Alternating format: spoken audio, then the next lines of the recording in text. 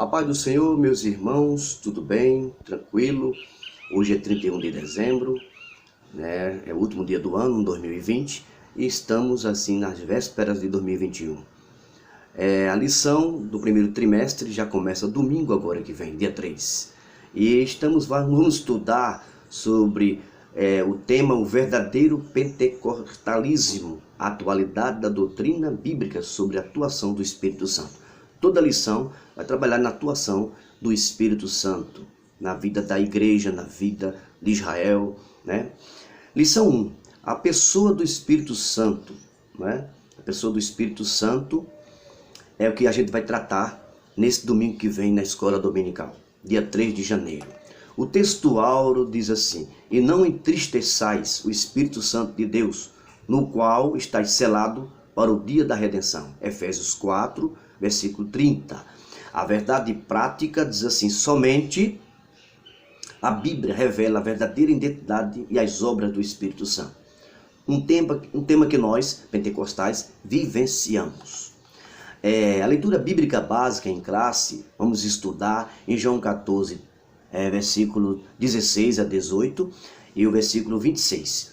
Também o capítulo 16, versículo 14, onde estamos ali, vamos ver, onde Jesus diz: o Espírito de verdade que o mundo não pode receber, porque não o vê nem o conhece, mas vós o conheceis, porque habita convosco e estará em vós. É como habitação e na atuação. Então vamos trabalhar nessa lição sobre a ação do Espírito Santo, né, na vida da igreja, né?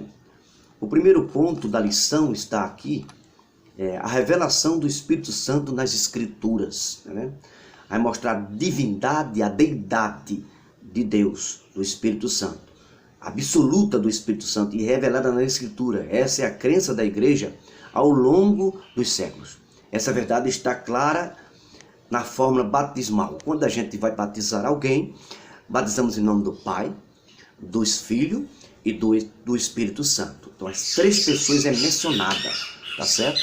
É um Deus trino, é um Deus que nós podemos considerar a deidade, a divindade do Espírito Santo.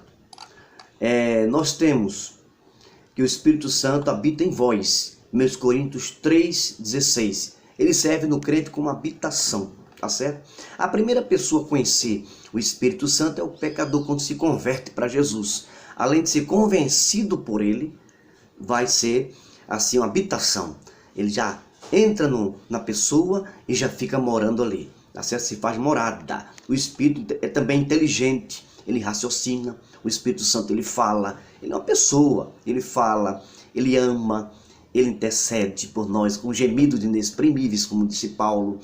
Ele fala aos nossos corações, ele guia, né? Ele consola. Quando Jesus disse um outro consolador, torna-se igual às duas pessoas, às três pessoas, tá certo?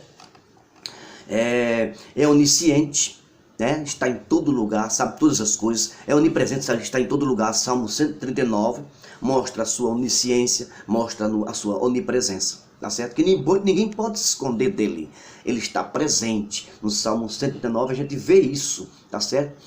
Ele é o Criador do ser humano e do mundo, Jó 26:13, tá certo? Também 33 e 4, Salmo 104:30, é também Salvador, Efésios 1:13, Efésios 4:30, Tito 3, 4 e 5. A palavra de Deus apresenta de igual modo seus atributos comunicáveis com relação à santidade, à verdade, sabedoria, entre outros. Romanos 15:16, João 14:26. Então ele está ligado. Todos são ligados, as três pessoas são distintas, mas são ligados, concordam entre si. O Espírito Santo e Jesus Cristo. Ele no capítulo 17, Jesus, ele faz essa relação ficar mais profunda, né? Quando a gente lê o capítulo 17, que ali é a oração sacerdotal, ele passa essa informação de que são ligados três, concordando, unidos. Ele diz assim como nós somos, que sejam eles, Senhor, né? Na oração sacerdotal. A Trindade é a união de três pessoas distintas, iguais, em glória, poder e majestade. Tá certo? Então, existe uma conexão nos seus pensamentos, em tudo. Eles são 3 em 1. Ele é Deus. Por mais que a gente fale aqui, há uma profundeza de Deus nisso aí.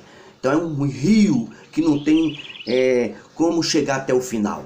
A gente mergulha e conhecemos todos os dias. Oséias 6,3 diz assim: conheçamos e prossigamos em conhecer o Senhor. Por mais que você conheça, mas aí você não consegue totalmente, porque Deus é uma fonte de conhecimento.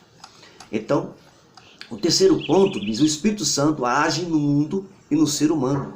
Como eu já disse, a primeira pessoa a conhecer o Espírito Santo é o pecador quando se converte. A atuação do Espírito Santo não se restringe ao coração humano. Ele age sobre a criação inteira. Ele atua no mundo e na igreja. Sua ação é ampla na vida humana, no passado, no presente e no futuro. Esteve lá com todos os profetas, esteve lá com Moisés, esteve lá na criação, esteve lá com os profetas Elias, Eliseu, atuando, curando, fazendo, agindo. A gente só vê o Espírito Santo trabalhando. A gente só vê o Espírito Santo agindo. Na Bíblia, a gente não pode esconder e não se esconde dessa atuação do Espírito Santo. Ele está presente lá. Sansão, quando mata aqueles homens todinho ali, 1000 homens, com a queixada de boi, né? Então, ele mata 1000 homens. Então, ali a ação do Espírito Santo contra os inimigos que eram os filisteus. Então, ele se move em toda a Bíblia. Ele está na Bíblia como Deus. No plano divino da salvação, foi o Espírito Santo que conduziu a história da redenção humana. Ele está sempre presente na nação de Israel.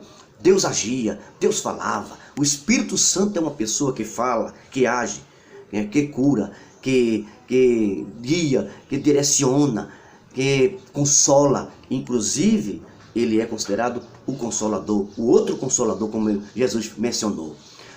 Com Moisés, com os 70 anciões, os auxiliares de Moisés, número 11 e 25, a gente vê a ação do Espírito Santo. E um dos demais heróis de Israel e os heróis da fé. O Espírito Santo esteve lá, presente, está no meio da igreja. E vamos trabalhar nessa lição só sobre ele. Vai ser uma maravilha, né? Essa lição. Concluímos que o Espírito Santo está presente na minha vida, na tua vida, na vida da igreja também. Ele está aqui. E ele que inaugurou a igreja, Jesus disse assim, ele virá, vai atuar, vai fazer. Os dons são repartidos por ele, distribuído por ele, a cada um, conforme ao que for útil. Lá no 14, lá em 12 de 1 Coríntios, a gente vê ele atuando nos dons espirituais, a gente vê ele curando as pessoas, a gente vê ele fazendo grandes coisas, consolando, ajudando, fortalecendo, revestindo, santificando, libertando. O Espírito Santo é presente na vida da igreja. Que coisa maravilhosa vai ser essa lição, para que a gente possa desfrutar. A gente vai mergulhar, mas a gente vai ficar faltando sempre, porque ele é Deus e ele nunca não pode ser explicado totalmente, porque ele é Deus, e Deus não se explica totalmente. A gente explica alguma coisa, a gente fala alguma coisa, mas o Espírito Santo, ele diz assim, que ele conhece todas as profundezas de Deus. Que Deus abençoe, e ele está conosco, e ele está com você. Que neste ano que vem, ele nunca nos deixe, e nunca vai deixar.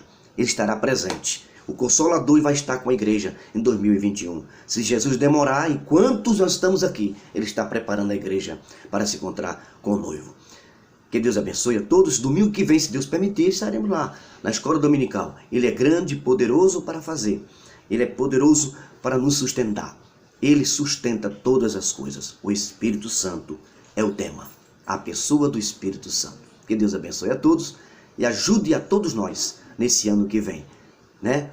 Que você tenha um bom ano, já um início de ano maravilhoso, na presença do Espírito Santo, né? Ele glorifica o Pai, ele glorifica o Filho. A majestade e a glória estão com as três pessoas distintas.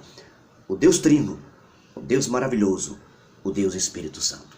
Deus abençoe a todos. Amém.